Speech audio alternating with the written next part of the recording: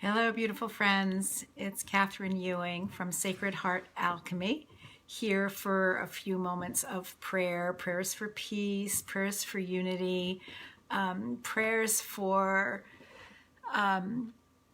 releasing this burden, this heaviness that so many of us are feeling these days. So without further ado, let's just begin with using the Tingshaws to just clear the space. Hey, Robert, to just clear the space, to bring any discordant energies into beautiful alignment. I love the way the sound and the vibration just sort of cut through the density and anything that's discordant. So let's just go ahead, and if it feels good to close your eyes or place your hand or hands gently over your heart, please feel free to do that. But even through time and space, while I'm sitting in my home and you're sitting in yours, the frequency of these chimes can still ring through. And the ability of them to clear the space,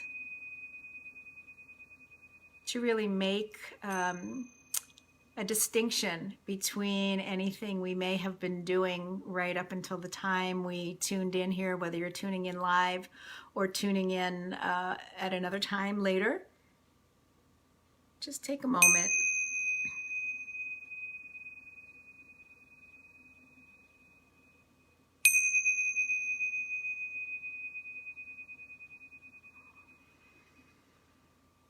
And once again, as we have each other evening, just activating the enlightenment circuit in our own minds and bodies and spirits by connecting with our breath, allowing it to slow down, perhaps elongating it so that the inhalation and the exhalation are both about 5 or 6 seconds long. Perhaps even imagining the breath moving in and out through the heart like a beautiful wave as it washes onto the beach with the inhalation and then is pulled back into the ocean with the exhalation.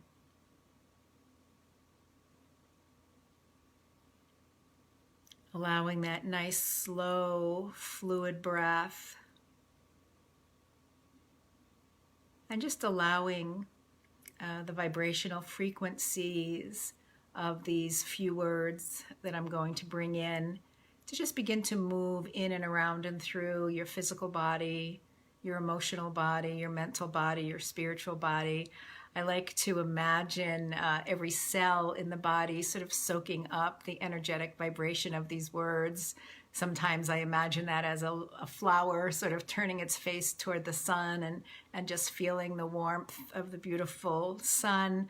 Other times I think back to when my kids were young and they had those dried up sponges and we would throw them in water and they would expand into some kind of Tyrannosaurus Rex or other creature. So anything that comes to mind for you where you just imagine yourselves filling with the beautiful, warm, healing, nurturing energy of gratitude, appreciation, compassion,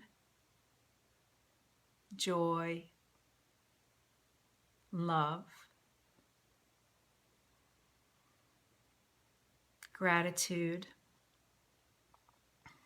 appreciation, compassion, joy, and love. And as we allow that beautiful energy, that healing and nurturing energy from those high vibration words to move in and around and through us, I'm going to share 3 prayers this evening. One that sort of came to me this afternoon, so I'll start with that. And then two others from the Beloved Community prayer book, which I've been reading from these last few evenings. So the first doesn't have a name.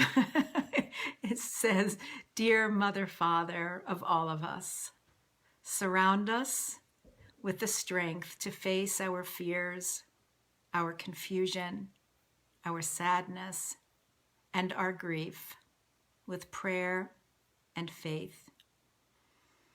Help us to surrender our doubts to you and choose to see all of our brothers and sisters through our spiritual eyes, not through our physical eyes. Help us to let go of judgment and hatred. Fill our weary hearts and lives with your peace, the peace that surpasses all understanding. Help us to face these uncertain times, trusting that your great love will make all things right. In this moment and in every moment, I surrender my worry and my attempts to control the things I cannot do anything about to you. Thank you for being peace in my life. In the name of the divine creator of all that is, we give thanks and say amen. And from the Sacred Office of Peace, which is a collection of peace prayers from all the different spiritual traditions, which was gathered at the Vatican back during the reign of Pope John the 23rd, I believe. And as I've said the other nights, there are longer versions of each of these prayers and shorter ones, but I'm going to choose the middle ground, kind of like Goldilocks. This is kind of the medium version of each of these prayers. And tonight I will start with the Baha'i prayer for peace.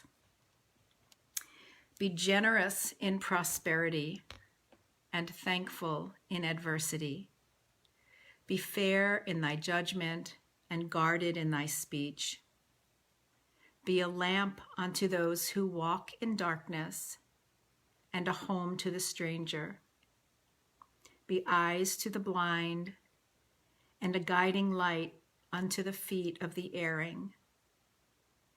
Be a breath of life to the body of humankind, a dew upon the soil of the human heart, and a fruit upon the tree of humility. Beautiful. And now the Sikh prayer for peace. God adjudges us according to our deeds, not the clothes that we wear. That truth is above everything, but higher still is truthful living. Know that when we attain God, when we love, and only that victory endures, in consequences of which no one is defeated. So just allowing, again, the words, the vibration, the intention of those prayers, speaking to us connecting with our Christ consciousness,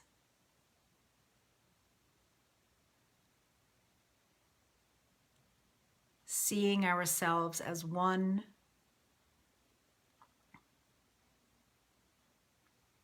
allowing the truth of all that is,